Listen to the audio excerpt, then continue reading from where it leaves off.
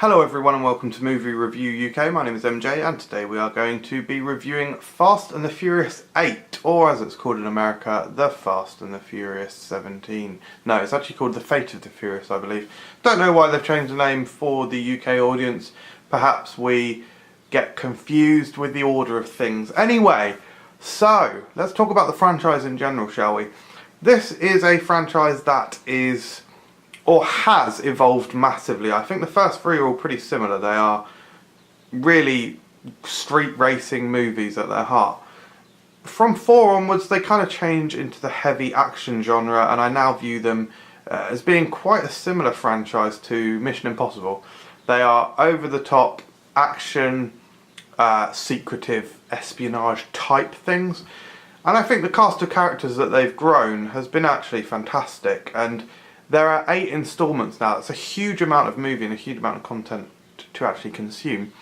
And so since what, 4? So it's been 5, 4, 5, 6, 7, 8. 8 movies of this completely over-the-top, mental, fast cars obviously still a part of it, but then huge over-the-top action. And it fills a specific role in Hollywood right now of this very high-octane action OTT tentpole blockbuster films. Which there doesn't seem to be that many of these days. Apart from Fast and Furious films, which there's fucking 8 of them. So the bottom line is I really enjoyed Fast and the Furious 8. I would possibly go as far as to say it might be my favourite one. But we do have to, of course, comment that they are ridiculous films. Like, they are not good films. They are ridiculous characters, absurd action, and the plot is just all about the kind of just the ridiculous villains and whatnot. Of course there are those relationships running through, but they're not really the core renowned thing about the franchise. It's all about the action and the special effects, etc. That being said, I'm not like a snob who will say that I don't enjoy them or that they're shit, anything like that. Even though I did literally call it shit a minute ago. No, I will say that I can disregard all of its kind of negative things, all the critical things you could say about it, because if you enjoy something as much as I enjoyed this film, then there's, you know, what's the harm? What is the harm? And this was riotously amusing and spectacular. Dwayne Johnson's character, Dwayne "The Rock" Johnson, he plays a character called Hobbs, and they've literally written him to be the Hulk. He is going around picking up concrete benches, throwing people around, punching metal sheets and denting holes in them. Genuinely, he's the Hulk. He's literally written the same as the Hulk. It's great.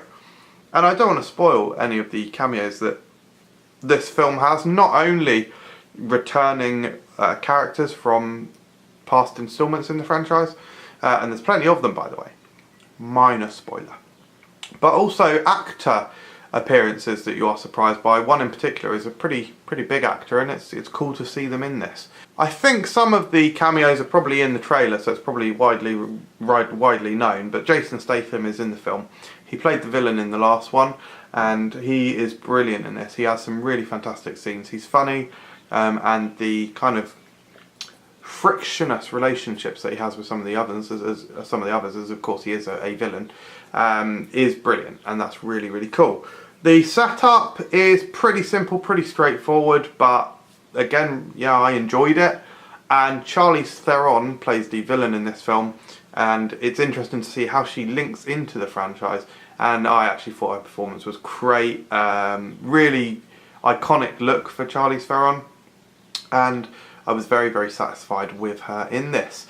There's a good mix of action in this. I think the last film, or the last couple really, 6 and 7, really got absolutely mental, like totally absurd in places.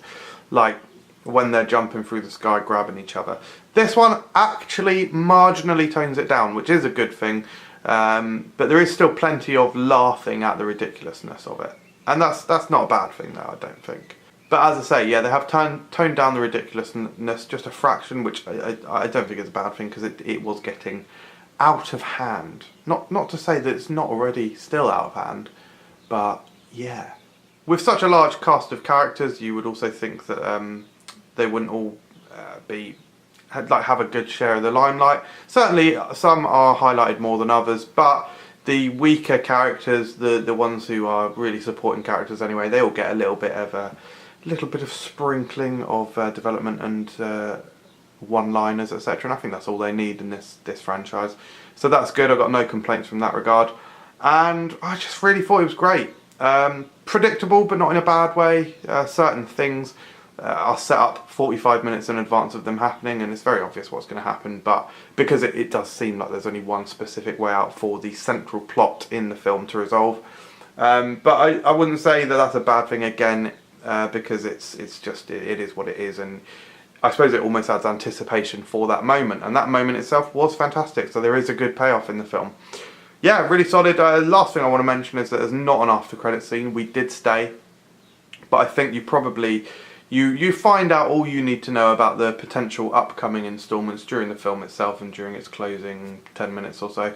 So I think the 9th one is already announced, and I would assume they will go to 10. And I would guess they will end it at 10, and then maybe because it's Hollywood they'll do some spin-offs, because Hollywood can't let go of a successful franchise these days, especially one as successful as Fast and the Furious.